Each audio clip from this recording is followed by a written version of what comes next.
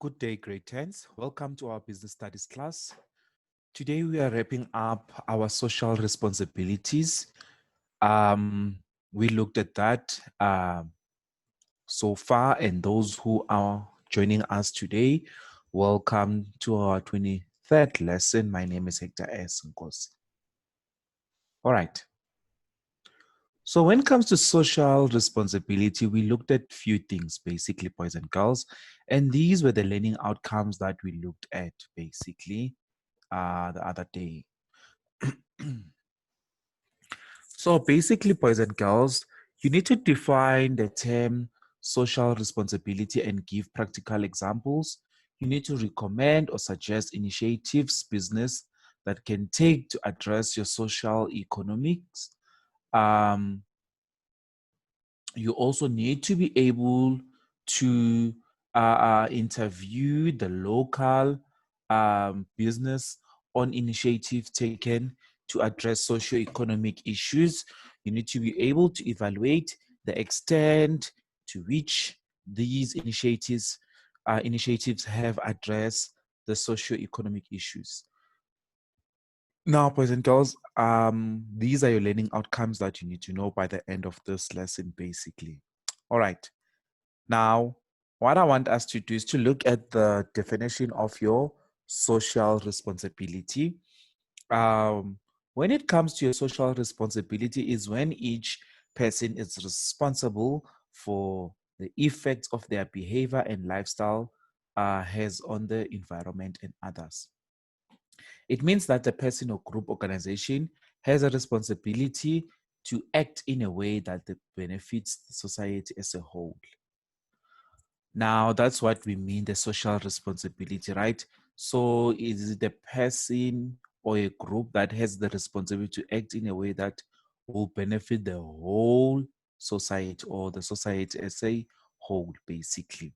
That's what it means by social responsibility. We know that if someone is responsible, which means that person can take any action of anything, basically, that person can be seen as responsible. But now we're looking solely at social responsibility, boys and girls. So it is very important or vital for you to understand what you are doing and know what you are doing and also have an understanding basically on why you're doing that basically, right? So, boys and girls, grade 10, social economics, social responsibility, it is very vital to us basically, right?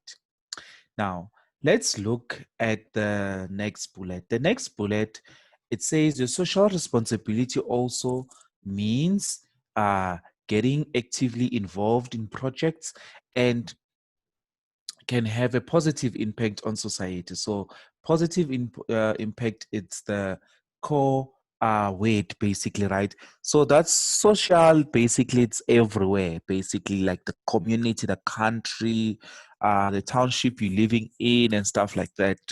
If you are responsible for those things, you'll be seen as a social responsible.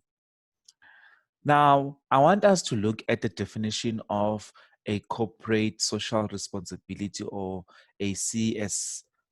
So we know, I'm sure, or we have heard about our CSRs, right? Or your corporate social responsibilities. We know that it is the term used when the business takes responsibility for its impact on society and the environment, basically, right? So when now the business takes responsibility for its impact on society, right? So we've seen that most of the businesses are involved in CSR, basically. It is an ethical way of doing business in the interest of both the business and the wider community. So basically here, it benefits both. So it benefits what? It benefits the business, both sorry, both the business and the community, basically, right? That's why most of the businesses or companies enter to CSRs. Your corporate social responsibility means that the business needs to be careful that all its actions protect the environment and improve the quality of life for the citizen of the country, basically. The way the business manage their resources or processes the impact positively in the society. So the impact is positively in the society, basically. Right, great. Tense. All right. Now, also we need to look at the environment. What does it consist of? So the environment consists of the air we breathe. This can be polluted by harmful smoke or other gases that are released into air, basically, right? Also, the rivers and other natural resources, which can be polluted by factories, basically, right? That's what the environment consists of. The businesses should avoid doing things that harm the environment and people. So they should avoid doing things that will harm environment and people. The goal of CSR is to have a positive impact on the environment, consumer, employees, communities, and stakeholders, basically, right? So positive impact on these things, basically your environment, your consumer, your employees, communities, and stakeholders, right? Now, boys and girls, I want us to look at now the initiatives, uh, the initiatives that the business take to address your socio-economic issues.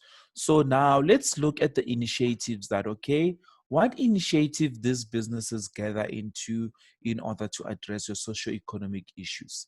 Remember, we have dealt with your socio-economic issues sometime last week, where we looked, I think we spent almost 4 days explaining the concepts of socio-economic issues. So it is vital and important for you to understand all of these things, right? Now, boys and girls, the initiative business that can take to address your inequality and poverty, right? We have dealt with this kind or type of socio-economic issue in the previous chapter, basically. However, now we're looking at what initiative business can take to address such, basically, right? So in the previous chapter of socio-economic issues, we looked at how the negatives and the positives. But now, what are we looking at now? We're looking at how the business are going to initiate or to address these socio-economic issues. So we'll start with inequality and poverty, right? So we know that inequality, it's not, we can't say it's an unfair treatment, but inequality, it's when something is not equal or things are not being addressed equally, meaning that if we are not equally, which means you've got other things that you have and I don't have. That's the weight of inequality, right?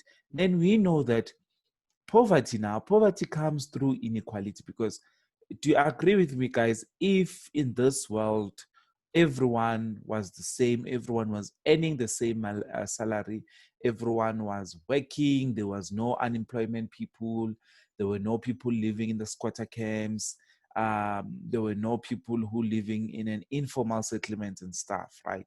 So do you understand that if all of us were equally, maybe we wouldn't have such things happening in our lives.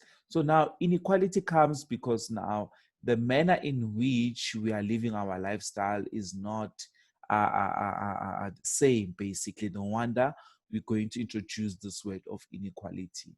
Then the inequality by default builds into poverty, right? Because remember, guys, now you if we are not equal, others, they'll suffer from poverty, basically. Does it make sense? So it is very important to understand this terminology and know how to structure them, basically, right? But now let's look in a context of a business, because this is business studies, boys and girls. Let's look at this in a context of a business, right? So businesses, basically majority of them, they provide bursaries for employees' children, right? So now we know that some of our parents, they don't know how to, or they can't afford the fees for tertiary and stuff. So how can the business try to mitigate or to cover the inequality or to reduce the poverty, basically? We know that the businesses, they can come as a helper to provide bursaries, as we know that majority of the companies here in South Africa, they give out bursaries to the needy people and stuff like that. So this is how the businesses comes in, basically, to mitigate your inequality and poverty. Guys, the way to mitigate means to reduce, basically, right? Other businesses, they offer learnerships for the employees, right? So that they can advance themselves, they can go to school and stuff like that, so that every employee can be entitled to a qualification and stuff like that. And other businesses, they develop employees' skills, meaning that now they send them to trainings. If let's say they are struggling with something, they can train them there and stuff like that, so that they can be equipped and they can be equal to everyone who's in that particular field, basically, right? Also, businesses, they invest in young starting SME. SME stands for small medium enterprise. That can be a business competitor, a buyer, or a supplier. So some of the big businesses, actually, they do invest in your small medium enterprise. That can be a business competitor. We know if it's a business competitor, it's someone who's competing with you or who sells or provides the same goods or services as yours, basically. Or the buyer, right? Your SME buyer, your SME supplier, right? um some businesses, because why they're doing that, they want to invest because they want these people to grow also, because the more people are equipped to do anything, is the more we're going to mitigate the inequality. Also, the more we're going to mitigate poverty, because now, if this business, the small medium enterprise business, goes bigger, meaning more job opportunities, more people who have the jobs, and less poverty, basically. Also, we offer best volunteering programs. Basically, that's what the business do. Also, they offer best volunteering programs. They support poverty elevation programs that are offered by the government. We know government sometimes do the programs for poverty and stuff like that. So these other businesses, they support what the government has already started, just to make it more helpful, right? Other businesses, they donate money, food parcels to the local NGOs, right? Your non profit organizations, basically, right? Um, so basically, now when they do these, basically they try to mitigate poverty, guys, so that everyone can eat and everyone can sleep in a full stomach. To get my point? So it is very important for us to understand all these things, because, guys, we know that majority of the businesses, um they do help out, in your communities, where they send groceries to the homes, even children homes. Um, Sometimes they buy uniforms in schools for the people who cannot afford, and sometimes they do give out food parcels, especially now when it's winter, Christmas. They do that so that everyone can be happy, and so that everyone can avoid we can avoid the inequality thing, right? So I hope by now, boys and girls, you do understand uh, uh, what is happening, basically, when it comes to these things, right? So it is very, very, very, very, very vital, boys and girls, to understand such. And please make sure that you do understand such things, right? Now, you must also look at the initiative businesses can take to address HIV. So now, how the business can address the HIV, right? So now, or how can the businesses help us to address HIV, right? Right. So the counseling programs or training counselors to provide infected and affected persons. So counseling problems, we know that sometimes when you walk by the mall or shopping centers, there are those small tents basically where there's a free HIV testing. Remember, guys, that not everything is for free in life, right? There is someone who invested in those things to in order for people to get tested for free. There is a business that invested such or put money in such basically, right? So that's what they do also, because the more people get tested, is the more people they would know about their status, and is the more people they're going to take after themselves basically. Also, they develop counseling programs for infected or affected persons or employees, so they do develop the counseling programs. Now, they also conduct workshops on HIV and AIDS programs or campaign, right? So they do conduct workshops where, if let's say you've tested positive, these businesses, they put money and then say, then they hire people to conduct workshops on HIV and AIDS, because we know, guys, that other people are not educated that much as us, you know. Other people, they don't even know when you talk about healthy food, they don't even know what does it mean. They don't even know what things they have to eat, you know. So the companies or businesses, they do help the community through the CSR, basically, your corporate social responsibility, where um, they hire people to conduct workshops to teach people about HIV and AIDS and what things they need to do, food that they need to eat, how they should take their pills, after how long they should check their bloods and stuff like that, things that they're supposed to do going forward, things that they do not supposed to do, what does the seed differ count means, what does the viral load means and stuff like that, all those things basically, guys. So there are people who are involved, there are businesses that are involved in putting money there. Also, they offer voluntary HIV and AIDS and counseling in the workplace, right? The rollout antiretroviral, your ARV. Remember, guys, I'm sure you have heard about ARVs. So it means that your retroviral retroviral treatment programs, right? So, and the ART for the infected employees, basically, right? So also they'll teach you about ARVs, what do they do in your body after you've drank them, things that you're not supposed to do, things that you can do, and stuff like that.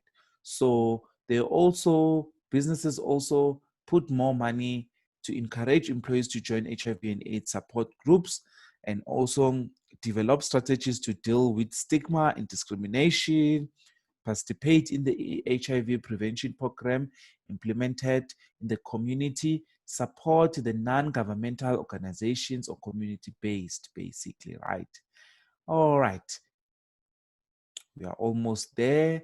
Then now, how do the businesses also address gambling now? So we've looked at poverty and inequality. We've looked at HIV and AIDS. Now we're looking at gambling. How can the business give the initiation when it comes to what you call to gambling? So now the business must offer financial literacy education, basically. So what do I mean by financial literacy education? It means that, guys, um, people need to be taught about how to handle their finances. Because do you agree with me that a person will go for gambling if, number one, if they don't know how to sort out their finances, they'll go to gambling with the hope of saying maybe they're going to get more money in order to cover their debts and stuff like that. Majority of the gamblers are those people, they can't handle their finances, and what they do after that, after they can see that, they've got so many debts, they can't handle any anymore, they take their last money and go to casino and gamble with the hope of getting more money back, right? So businesses must offer financial literacy education, meaning that we must teach people on how to save, right? We must teach people, because remember, guys, as people, yes, we do not have the same priorities, but now there are other things that are given to you, right? So a person must draw. This takes you back to grade 8 EMS, actually grade 9, grade 7 EMS, where you've learned about needs and wants, basically, right? Okay. That needs are the things that you cannot live without them. The want are the things that you can live without them, and they are not that necessary to your life, right? So also that's where your budgeting starts, and be like, okay, what are my priorities first? What are not my priorities, but I still need those things, but they are not that much. I can live without them. You need to list those things down and set the goals and your priorities. People need to be taught on how to save, on how to handle money. You know what, guys? Even you must start now at a younger age to be financially literate. It's going to help you guys. I remember back then when I was still at varsity, basically, my roommate used to laugh at me, right? He used to laugh at me. I used to check specials. So I used to go on internet to check specials on different supermarkets, or I used to have the pamphlets, basically, because you would know that, okay, in this supermarket, I will buy maize meal, rice, and what. In this store, I will buy toiletry because it's cheap. In this store, I'll buy meat because their meat, it's more, and it's affordable, and it's fresh. In this store, I'll buy all the cleaning materials and stuff like that. In this store, I'll buy this. I'm telling you guys right now. By doing so, what do? You I'm telling you, by the end of the month, you'll see yourself having so much money, basically. As much as you can have lots of money, guys, but you need to know how to handle it, basically. Does it make sense? And also, you must do savings, basically, and prioritize important things, basically, right? Does it make sense? In that way, you always be money, you always have money.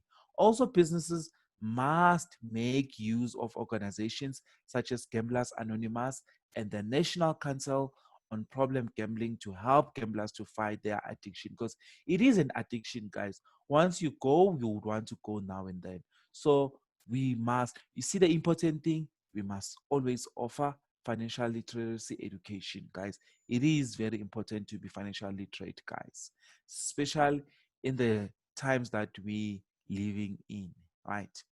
Now, let's look how the businesses initiate when it comes to unemployment. So how does the businesses mitigate unemployment? Basically, they provide skills development programs through learnerships.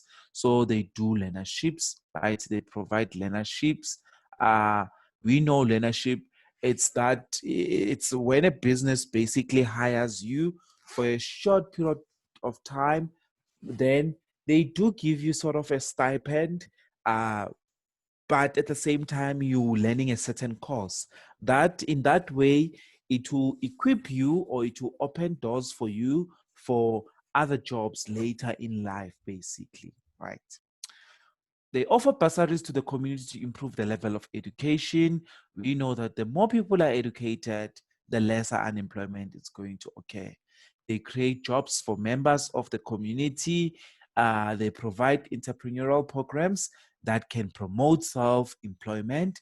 They support existing small businesses to create more employment opportunities, right? So that's also important, right? So now we have dealt with poverty. This one, we looked at this poverty and inequality. We looked at this. I don't know why I had to do it 2 times, but I've covered this in bullet number 1. Um, yeah, this one. It's this one. Yeah. I don't know why is it repeated so many times, because I've spoke about this. All right. Now let's look at the last 2.